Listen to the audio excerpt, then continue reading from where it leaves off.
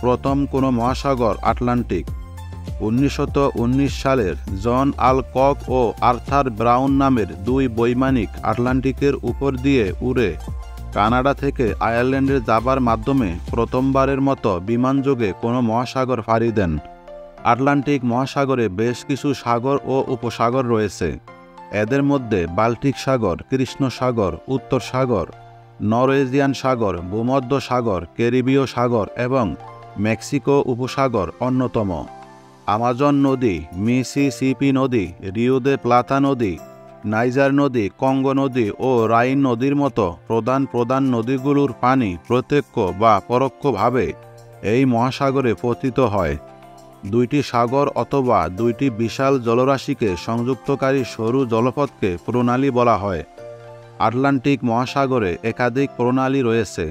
এগুলোর মধ্যে উল্লেখযোগ্য হল ডেনমার্ক প্রণালী, মেজানাল প্রণালী, ফ্লোরিডা প্রণালী ও ডুবার প্রণালী।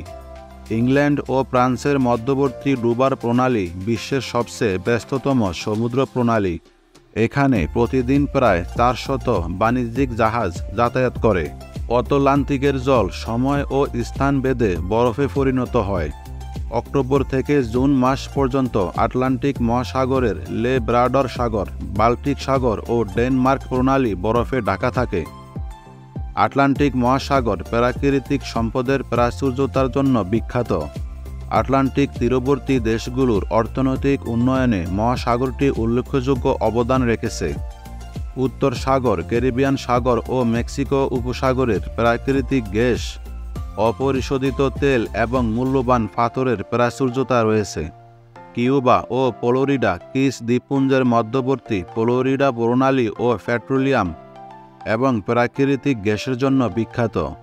ফ্লোরিডা প্রণালীর উত্তর কিউবা অববাহিকায় প্রায় 87 কোটি ঘনমিটার পেট্রোলিয়াম, 9.8 ট্রিলিয়ন ঘনমিটার প্রাকৃতিক গ্যাস থাকার সম্ভাবনা রয়েছে।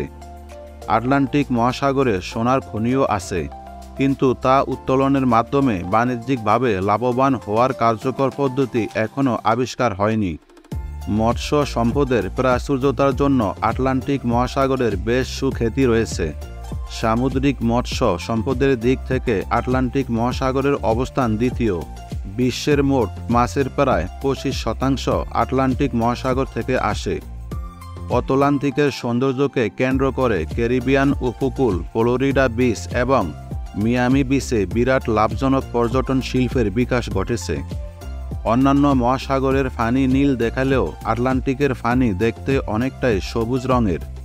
আটলান্টিক মহাসাগরের তলদেশে মৃত জলজ উদ্ভিদ থেকে এক ধরনের হলুদ রঙের রঞ্জক পদার্থ নিঃসারিত হয়ে সমুদ্রের সাথে মিশে পানির রং সবুজাভ করে তোলে।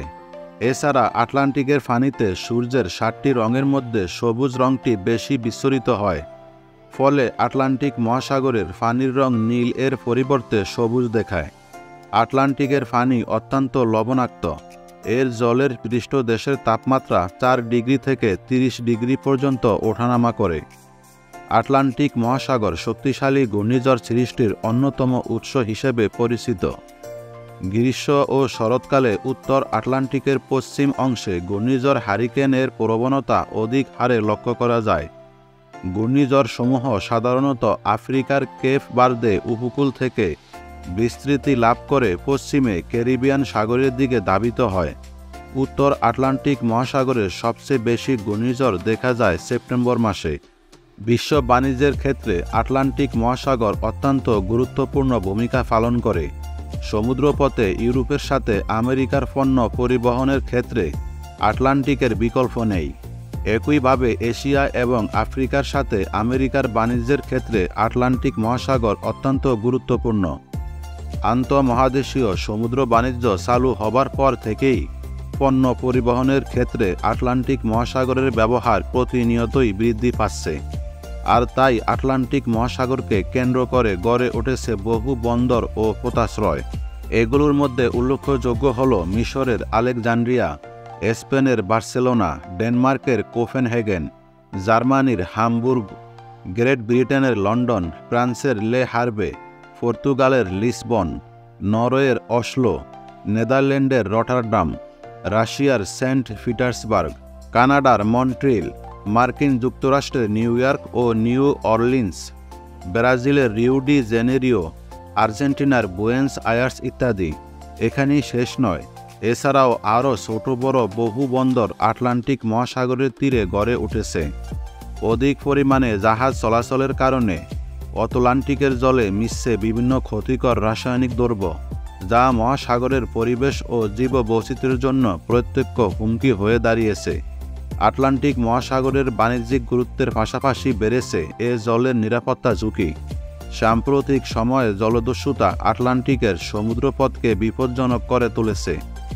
2014 সালে গিনি উপসাগরে প্রায় 41টি বাণিজ্যিক জাহাজ জলদস্যু কর্তৃক আক্রমণের শিকার হয়েছে। 2000 সাল থেকে আন্তর্জাতিক রুটে চলাচলকারী জাহাজগুলোর জন্য রীতিমতো হুমকি হয়ে ওঠে সোমালিয়ার জলদস্যুরা।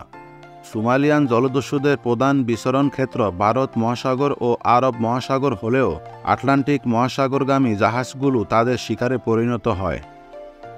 আজ এ পর্যন্ত, দেখা হবে পরবর্তী নতুন কোনো এপিসোডে। ভালো থাকবেন, সুস্থ থাকবেন। আসসালামু আলাইকুম ওয়া রাহমাতুল্লাহ।